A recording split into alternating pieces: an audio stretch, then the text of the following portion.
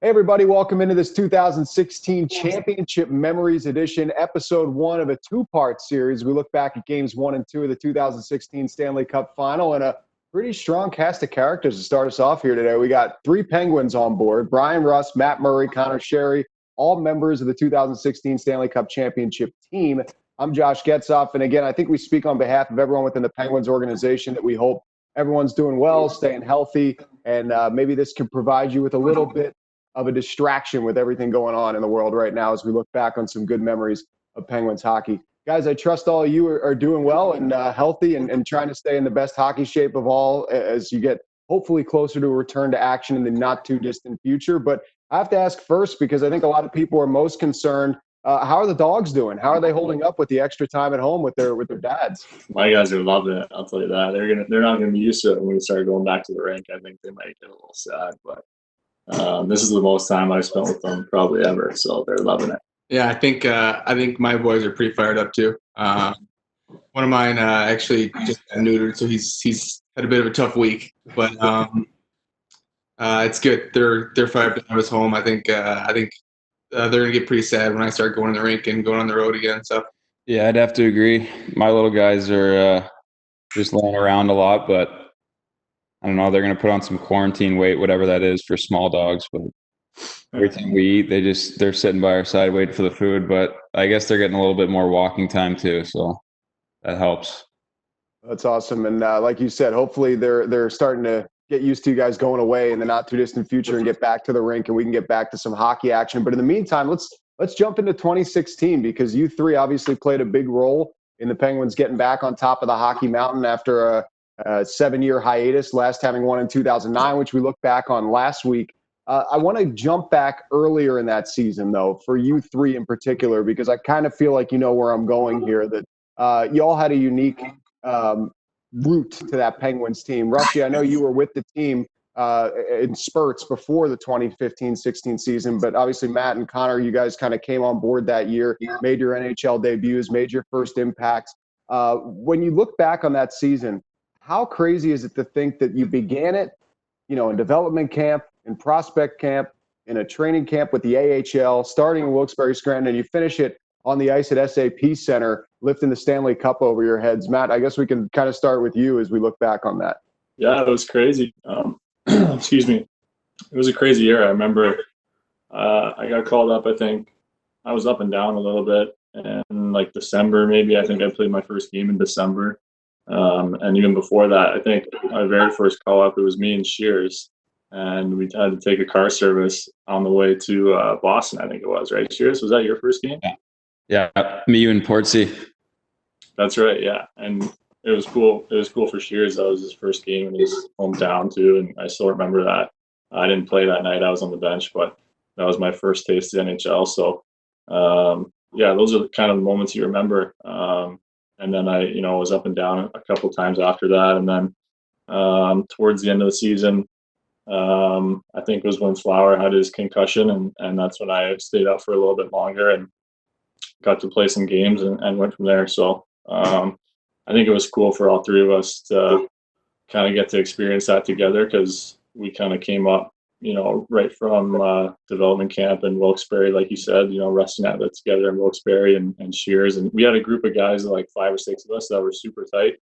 And I think all of us kind of came up to Pittsburgh at the same time. So that was something that I thought was really special, that I got to share with some of these guys. And that's one of the reasons why it really, sticks in your memory.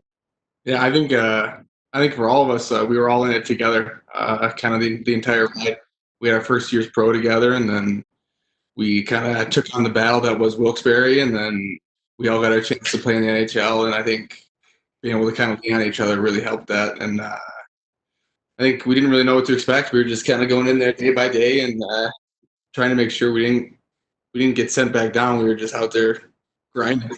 Yeah, we all got to go back to the dorm after. That was the Hyde House in Southside. There was like 8 of us in there, so I don't know. We're like Murr said, like when we were in Wilkes, we hung out with the same crew we hung out in Pitts, and like we were pretty much all living together in the Hyde House, so that was cool too. Like we'd go to dinner and stuff, and I mean all our girlfriends at the time, now wives, and we're all close to. So they were in the hotel as well. Like it was like a little community for us. That was pretty cool. Yeah, that had to have been cool. Shears, you actually said something. I was watching back some stuff from the 2016 season that I wanted to bring up to you guys. I thought it was a cool quote. You said you didn't realize, you guys as a whole, you have three of you, I guess you could throw Scott Wilson in there, Tom Kunako also, that you didn't realize you were playing in the NHL. You just thought you were playing hockey because of what you just said. You guys were all together. You kind of grew up together in the Penguins organization. You came to Pittsburgh together. And now, as we just learned, you all pretty much live together too. How cool of a dynamic was that to just, experience all of this with each other? Guys that, it wasn't one or two of you. It was a handful of you. It's a pretty big chunk of that team in 2016. Yeah, to touch on that again was partly because of Sully coming up. I think we probably knew the system, or we definitely knew the system better than most of the guys in Pitt already. So, like, for us, we were just going out and playing the same game we've been playing all year. And I don't know, it was just fun for all of us. Like, I think Murr was my roommate on the road for most of it. So we grew pretty close and spent a lot of time together. But at the same time, we were hanging out with all the guys, all the rookies, all the guys living together. So it was an awesome time.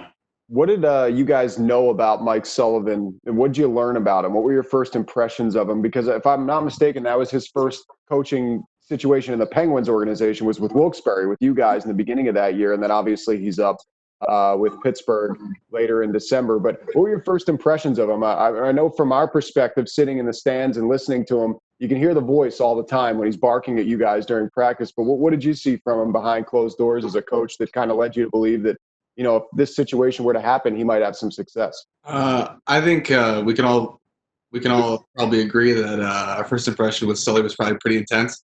You could see his passion and his emotion for the game and everything, and how much he wanted to win and how much he wanted to help everybody get better.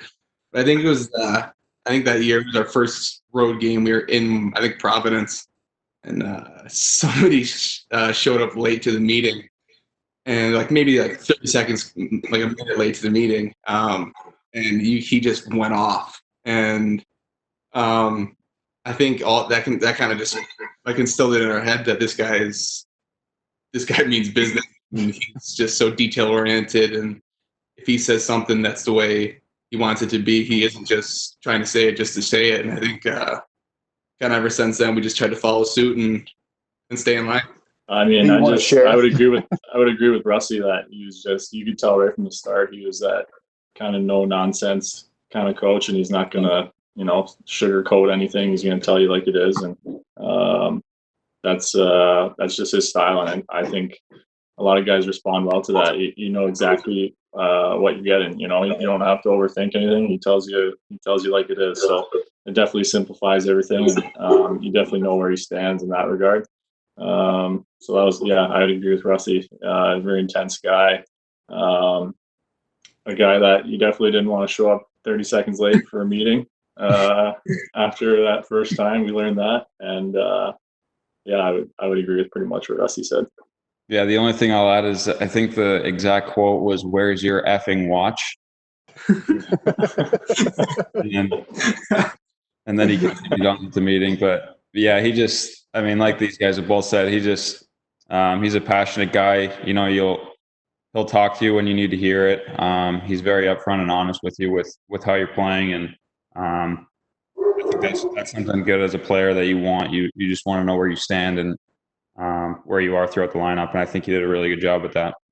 We talk about wanting to know where you stand, and Rusty, I wanted to start this next topic with you about you guys coming into this dressing room. I know you've been asked about this before, and now you're pretty much assimilated in there as far as having been a part of championship teams, making your own mark on those teams, and this season in particular. But the names in there, the Crosbys, the Malkins, the Letangs, obviously Kessel was in there at the time.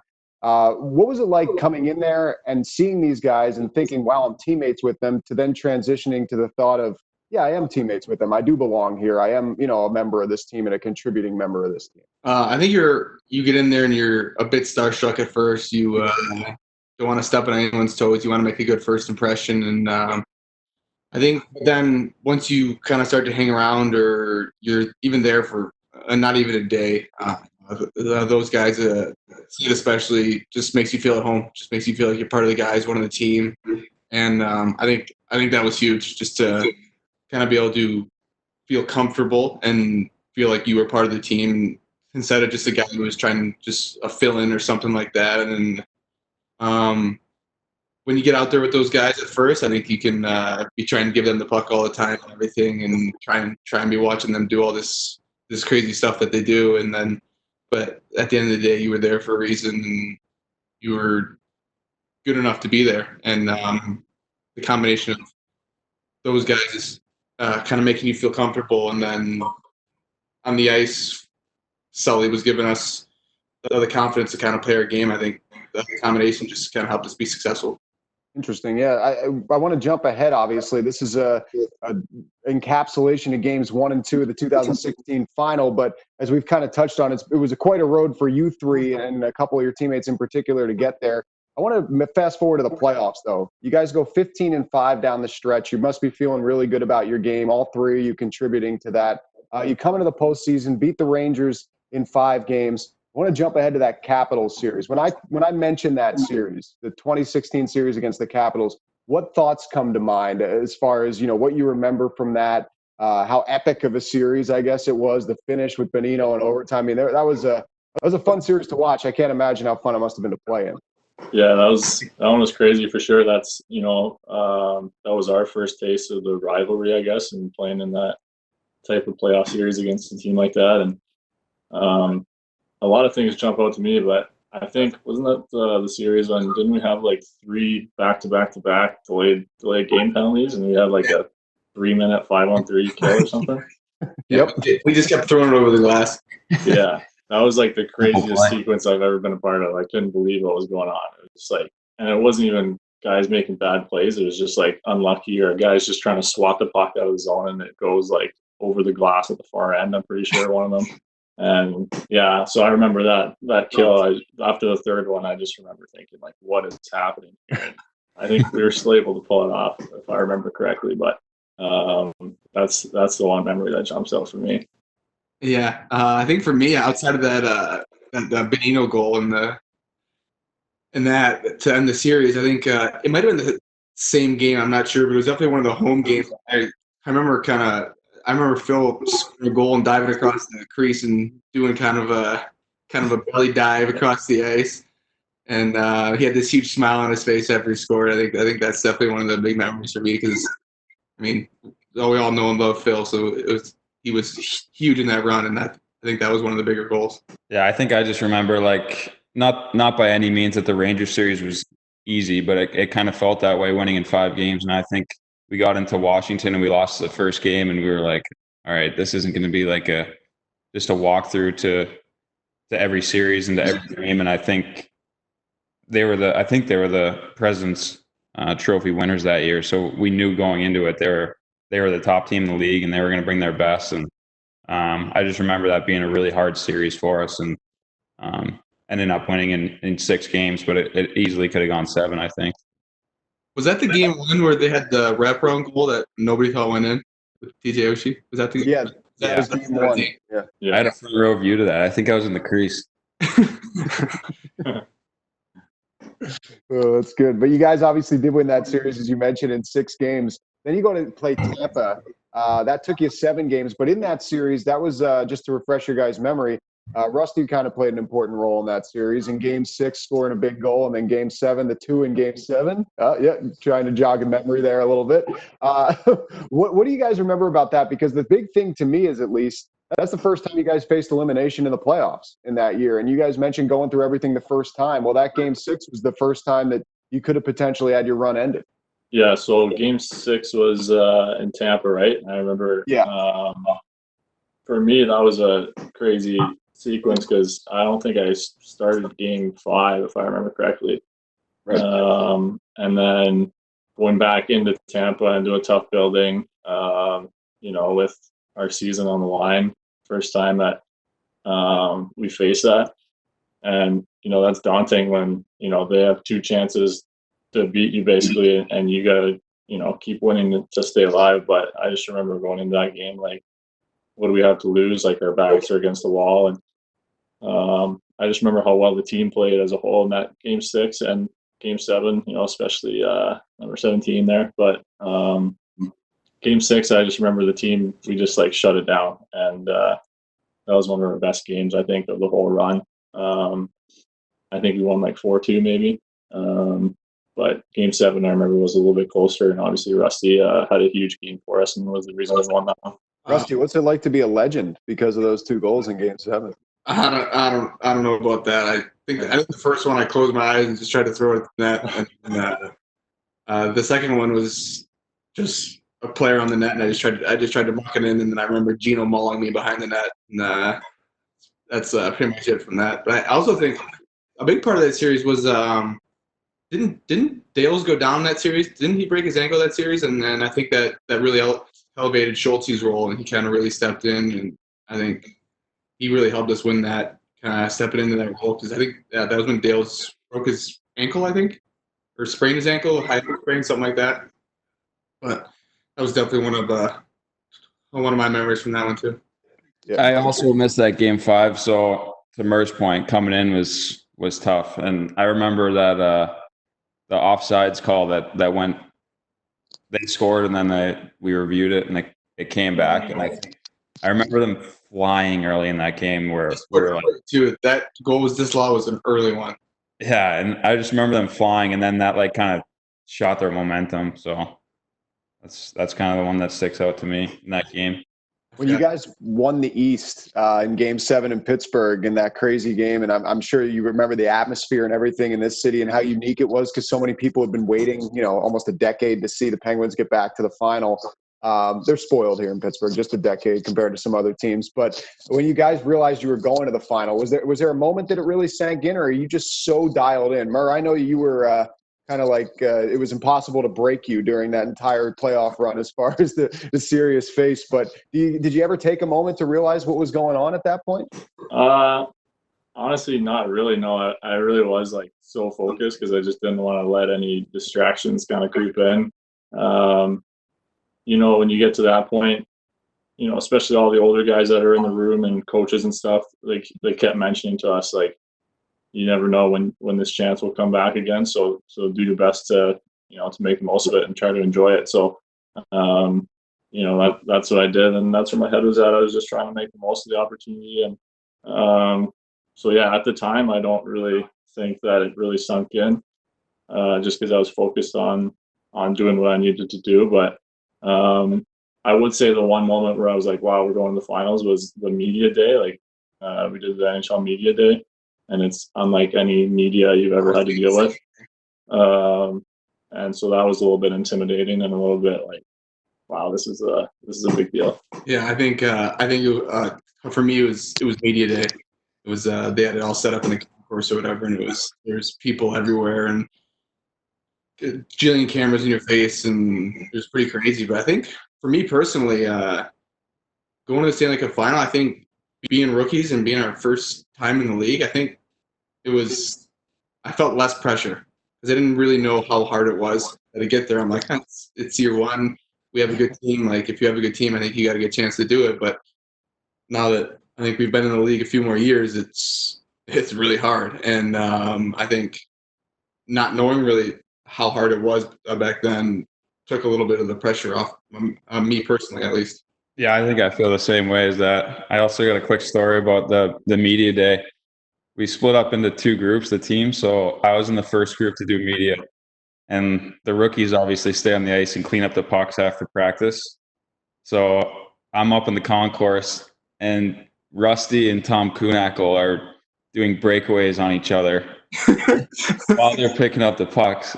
And all the media and all our team and all the media are looking down on them like, geez, like these guys probably don't even know where they are. Like they're just having fun out there. Like it was so funny though how many guys were watching. They probably had no idea.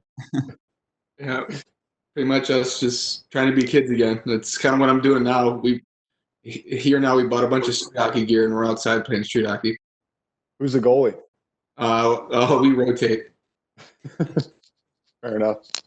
So you guys go through that whole process, the media day process, which must have been pretty crazy, as you mentioned. I'm sure there were some wild questions in there, some weird people coming up to you.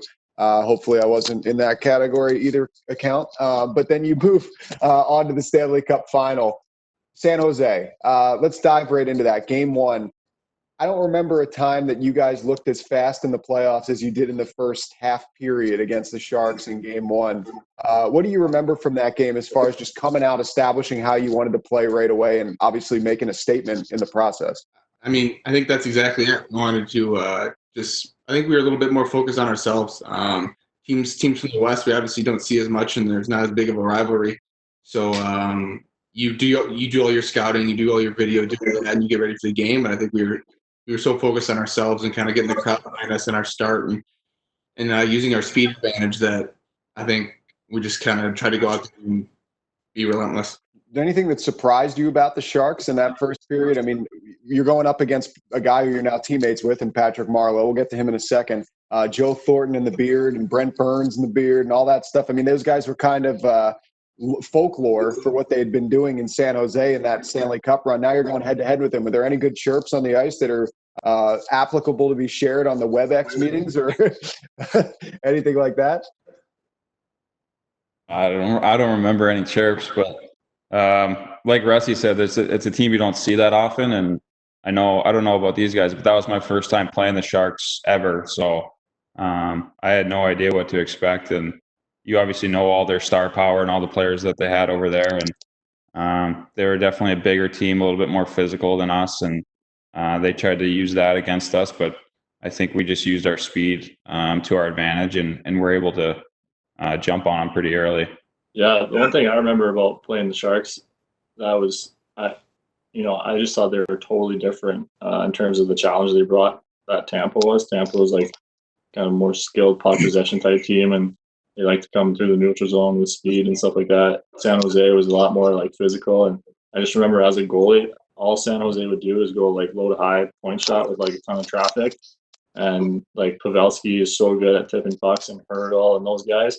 And for a goalie, that's like the hardest part of being a goalie is dealing with traffic and tips and stuff. So that was the first thing I noticed, early on in Game 1 was these guys just pound the puck from the blue line and go to the net like really hard, and that makes your job super hard. And it was just a way different challenge from Tampa. So that was probably the biggest thing I noticed.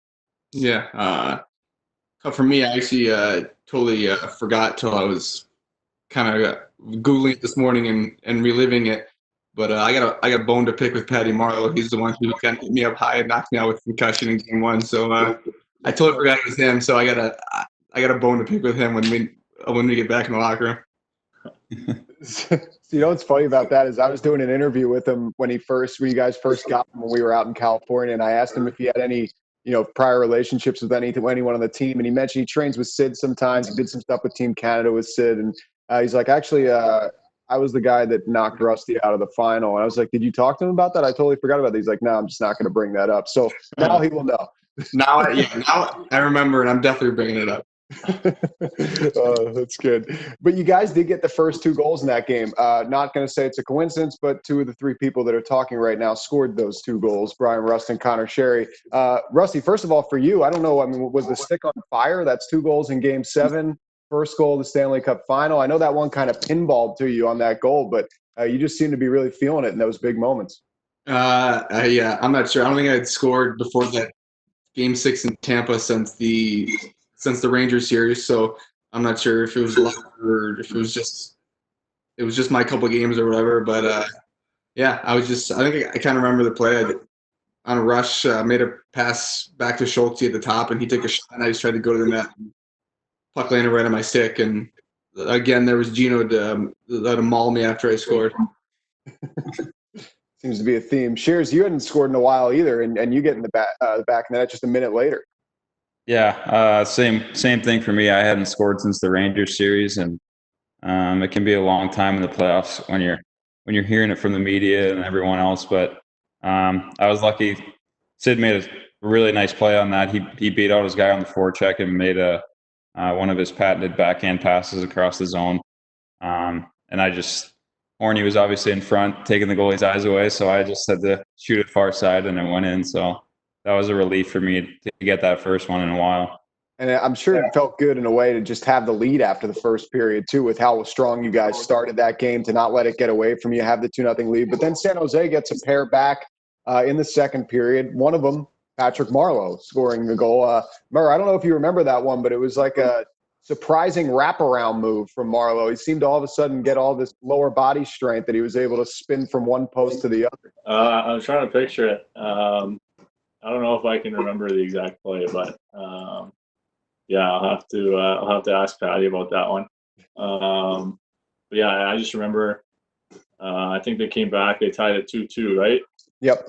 And then we scored. Was it Bones? Bonino scored late, I think, like a couple minutes left. Yeah. So I just remember from that game. I just remember kind of our resilience, I guess. We gave up a 2-goal lead, but we didn't back down, and we kept playing hard. And I think the third period, if I remember correctly, we were by far the better team, and we finally got rewarded for it. Bones got passed in the slot, I think, and buried one, and we were able to get the job done there in game one. I was sitting in the quiet room with Steve, and we just both started screaming. From the sounds of the conversation, Patty Marleau's going to have some questions to answer by the end of this. Yeah. Yeah, we have to bring him on here maybe and just make it really awkward for him and uncomfortable. I think I got him back in like game 4, maybe. I think I stopped him on a breakaway, though. I think I remember that. You did. Yep. Yeah. Good memory. Yeah, there you go. You mentioned the Bonino goal, Murr. I wanted to ask you three about that. Shears, you and I talked about this a couple days ago, but he was sick. I mean, he had the elbow infection. He was getting the IVs and everything during that series. And I think, Sheary, you said it to me perfectly, that when he's lifted up in the air by Kessel in that goal, his face is just like pale and white. And I looked at it a few times after you said that, and he looks like a ghost, like how sick he must have been in that moment. What do you guys remember from that, from what he was dealing with and getting that big goal? Another guy, even going back to his college days, that seemed to score big goals in big moments, like Bonino.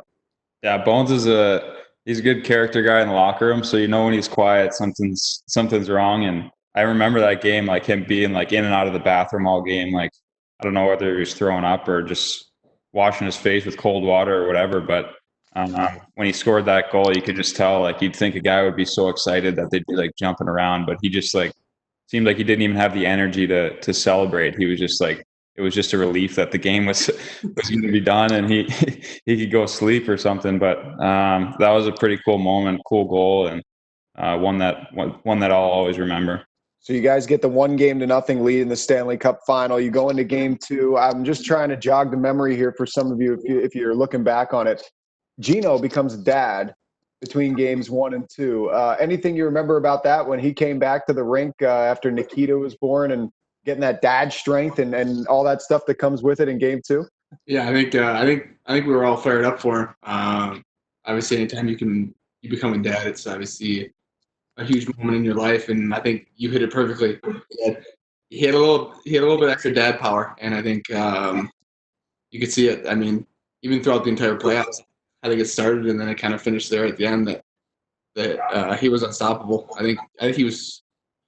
I'm sure everyone was playing hurt at that point, but everyone was battling their things. But to have him kind of probably be up and have a bit of a long night and a long day with a new son was definitely probably hard for him physically. But I mean, he was awesome. One thing that I noticed, and I remember, obviously Sully had it on your guys' shirts, the just play mantra that really became a thing. It was on the Stanley Cup rings after you won and everything. But in this game 2 in particular, it seemed like the Sharks were really trying to get under your guys' skin and trying to get you guys away from the game and away from the speed game. Do you remember anything in detail with that? Or do you just remember, I guess, maybe it being such a big part of your guys' ability to skate away from a lot of the after the whistle stuff that a team like San Jose, a team like Washington would try to do with you guys to maybe get you off your game? To the point of just play, I think we heard Sully say it a million times throughout the playoffs, and we just tried to stick to that. I think in the playoffs, everything obviously gets a lot more physical, and even though our game was speed, we tried to be more physical, and we probably annoyed teams by guys like my size just running into you all the time. I think that's just a pain to deal with. So I think with our experience through the playoffs, I think we were used to kind of that physical aspect. And although San Jose probably tried to force that on us a little bit more. I think it was just something that we were used to and something that we knew was coming. I think at that point, the just play mentality was pounded into us pretty good. So we didn't really care what else was going on in terms of physicality, guys trying to get under our skin or anything. That was ingrained in our heads pretty well by the coaching staff, especially Sully. So I don't think we had a problem with that. Mer, what'd you guys do between games 1 and 2? Like to try to, I guess, did you try to get the focus away from the game at all? Or were what was your game plan to try to, just take a deep breath in between game 1 and 2 with everything that was so crazy in this city at the time and all the support and everything? Yeah, I think that was an important thing for us, was to kind of stay grounded through all that. And I remember just all the commotion in the city and all the excitement. And, I think for the most part, that group of us that we were talking about, we just kind of hung out,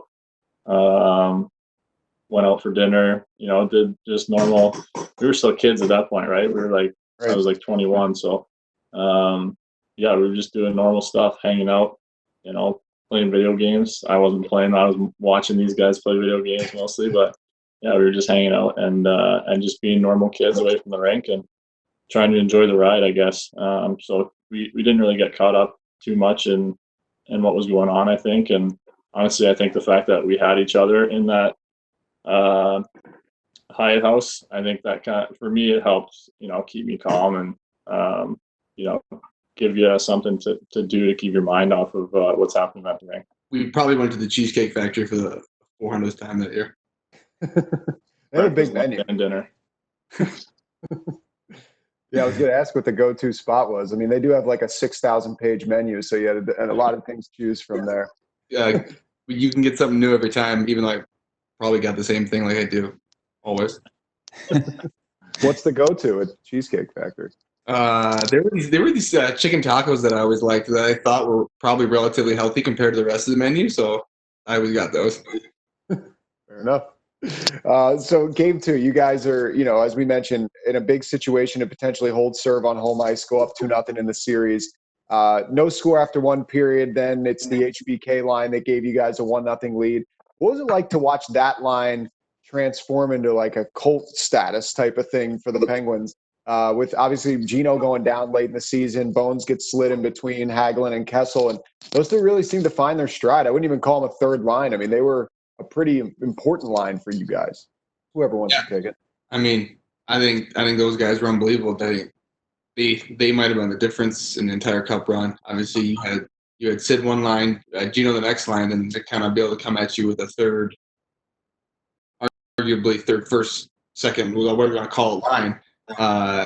It made it so hard on other teams to defend that. And they were, I think, all three of those guys scored a ton of points. They didn't get scored on, I don't think, at all. They were all plus a ton in that entire playoff stretch, and they scored huge goals for us. Bones in Game 6 against Washington.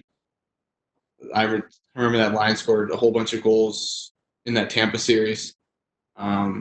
And like Phil's belly slide goal, like I talked about earlier, they were unbelievable, and it wasn't just one or two of them. It was all three of them working together. And we mentioned they get the 1-0 lead for you guys there in the second period. San Jose would tie the game, kind of to your point, Murr, that you said earlier. Justin Braun with a goal from the point. Low to high move for San Jose that it allows them to tie the game at 1 late in the third period. Let's jump into overtime in Game 2. I don't know if you guys remember it. Yeah, exactly. Connor, can you take us through what went through that whole setup on the face-off there with you and we've all seen the shot of you and Sid and Tanger kind of huddling at the circle, and then you break, and we all know what happens after that as well. Yeah, it's just I've said it before, but I think every offensive zone you have a play set up, and just happened. This one was in overtime of the Stanley Cup, and it happened to work. But Sid just kind of told us all what the play was and where to go. And I actually thought the puck was going to come from like down by the goal line, like Tanger was going to hit Sid or Horny down by the goal line, and I was going to get it. So that's why I was kind of surprised when I turned back and Tanger passed it to me. But after that, I just ripped it on net, and tried to shoot a far side, and it ended up going in for me. What was your guys' reaction? They work too often, but that was a pretty good time for that one to work. Yeah. What was your guys' reactions, Rusty and Murr, to see that go in, and then obviously know you have a 2-0 lead in the final, and you're 2 wins away at that point?